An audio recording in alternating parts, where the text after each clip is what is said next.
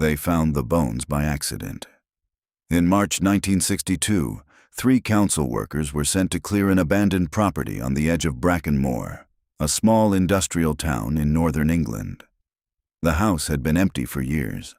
Its windows were boarded, its roof sagged under decades of rain and coal soot, and ivy had begun to climb the brickwork as if trying to reclaim the place quietly. No one expected anything unusual. Properties like this were common in Brackenmore. Families moved away when factories closed. Houses were left to rot. The job was simple: clear debris, check structural damage, prepare the land for demolition. The workers began at the back of the property, where the ground dipped slightly behind the house. It was there they noticed something odd: a patch of concrete that didn't match the rest of the yard. It was uneven, poorly poured, as if it had been done in a hurry. Beneath it were old wooden planks, rotting and warped. When the men pried them loose, the smell reached them first. Dry, stale, heavy, the kind of smell that didn't belong to animals or damp soil. One of the men stepped back immediately. Another covered his mouth. None of them needed to look twice to understand what they were dealing with.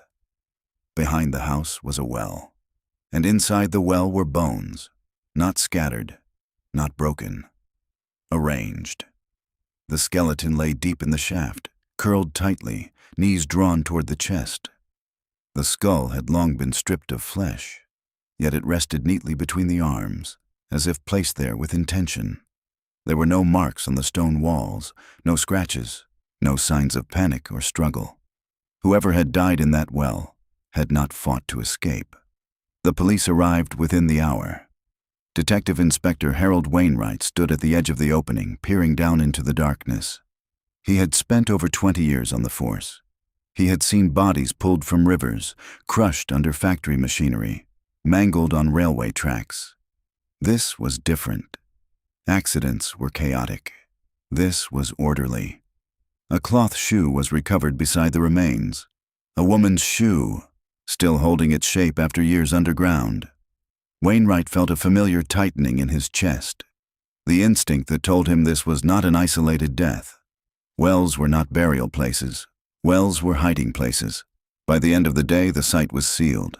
By the end of the week, forensic reports confirmed what everyone already suspected. The remains were at least 8 years old. That was when the question changed. Not who is this, but how many more are there? 9 years earlier, in 1953, no one would have suspected the man whose life was defined by routine. Alistair Crowhurst was 32 years old and entirely forgettable. He lived in a narrow brick house on Millstone Road, walked the same route to work each morning, and never raised his voice. His shoes were always clean, his coat always buttoned.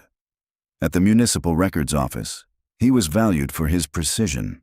Documents filed perfectly, names remembered, errors corrected quietly, without complaint or credit.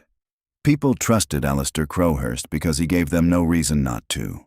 He believed order was a kindness. Chaos, on the other hand, was cruelty. Alistair noticed things other people ignored: the way certain men laughed too loudly in pubs, the way voices changed once doors were closed, the way disorder spread silently, infecting households, streets, and lives without anyone intervening. He did not judge openly. He observed. Born in 1921 in a village outside Kendal, Alistair was the only child of a railway clerk and a school teacher. His father believed in routine. His mother believed in discipline. Between them, Alistair learned that emotion was unnecessary and disorder was dangerous. He was not an unhappy child. He was an observant one. During the war, he was deemed unfit for frontline service due to a childhood illness that had weakened his lungs. While other men went abroad, Alistair stayed behind, assigned to clerical work. He watched names pass through his hands, those who returned and those who did not. Death, to Alistair, was administrative. After the war, he moved to Brackenmore, a town rebuilding itself around factories and soot-blackened terraces. He took a position in the municipal records office. It suited him perfectly. Paper did not argue. Ink did not lie. Each morning he arrived before anyone else. Each evening he left after the last file had been returned to its place. His supervisor once described him as reliable to the point of invisibility. That was exactly how Alistair preferred it. Outside of work, he observed the town's fractures. A man who drank too much and struck his wife behind drawn curtains, a boarding house owner who accepted young girls but asked no questions, a preacher who spoke of morality yet lingered too long near school gates. None of it was illegal. Not yet. Alistair did not feel anger. He felt irritation, the kind caused by a crooked picture frame or a misfiled document. Disorder offended him not emotionally, but philosophically. When he met Elspeth Vogel, he recognized the same stillness. She was a nurse at the local infirmary. German-born, British-raised, with pale eyes that never lingered on suffering longer than necessary. Death did not disturb her. Pain did not shock her. She treated both as facts. They married quickly. There was no wedding photograph displayed in their home. No children, no neighbors who heard arguments through the walls. What they shared was not passion. It was agreement. They spoke of people not by name, but by function. He disrupts his household, Elspeth once said, referring to a patient she had treated. He causes instability, Alistair replied, without asking who. These were observations, not accusations. One evening, Alistair brought home a file by mistake. It contained reports, complaints, warnings, statements that had never been acted upon. Names appeared again and again, crossing departments, crossing years. Nothing had been done. Elspeth read the pages carefully. "They will not stop," she said. That night, Alistair did not sleep. He did not feel fear or excitement.